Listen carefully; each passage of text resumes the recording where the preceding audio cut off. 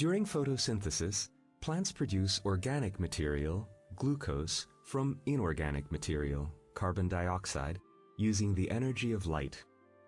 Oxygen is also formed in this process. Photosynthesis takes place in the green parts of plants, that is, in the leaves, and often in the soft stem. The green color of plants results from the large amount of chloroplasts in the cells of the assimilation tissue. These chloroplasts are where photosynthesis takes place. Chloroplasts have a double membrane.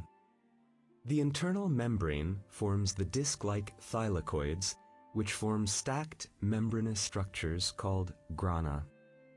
The thylakoid membrane contains the key enzymes for the light phase of photosynthesis. The most important of these are the two photosystems and the electron transport chain between them. The photosystems contain protein-bound light-absorbing pigments, the most important being chlorophyll. The central chlorophyll A molecules of photosystem II are excited by photons and release electrons, which enter the electron transport system. The oxidized electron-deficient chlorophyll replaces its missing electrons from water molecules. That is, it splits water. The oxygen atoms in water molecules combine to form molecular oxygen, while protons accumulate inside the membrane. The first member of the electron transport chain is plastoquinone, which transfers the electrons to the cytochrome complex. Cytochrome is an iron-containing protein which transfers electrons to the plastocyanin, while pumping more protons into the thylakoid lumen.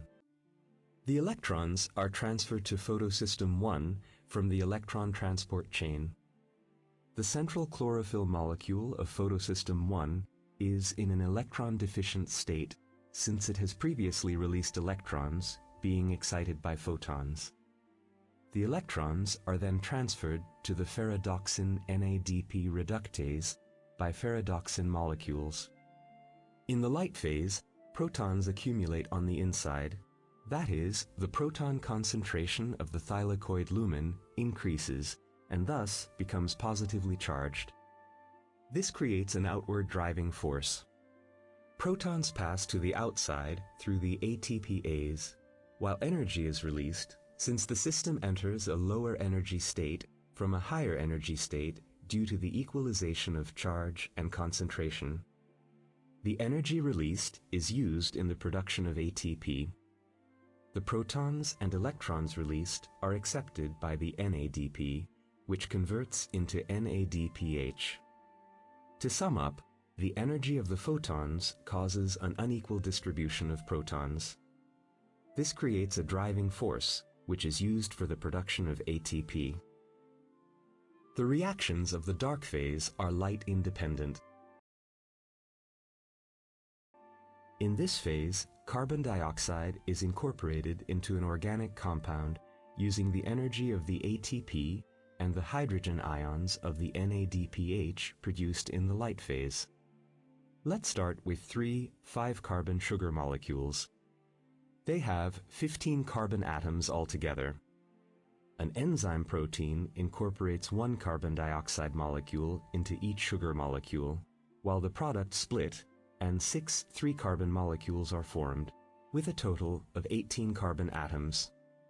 Then, by using one NADPH and one ATP for each molecule, 6 glyceraldehyde 3-phosphate molecules are formed. One of these quits the cycle, while the others convert back to 3 5-carbon sugar molecules using 3 ATPs, and the cycle starts all over again. That is, by using ATP and NADPH produced in the light phase, one 3-carbon molecule is produced in this cycle. 2 cycles produce 2 3-carbon molecules, which attach and form a 6-carbon glucose molecule. The plant uses glucose in its further metabolic processes for starch synthesis, or in its digestive processes for the production of ATP. Experiments have been carried out in order to create artificial systems that mimic photosynthesis.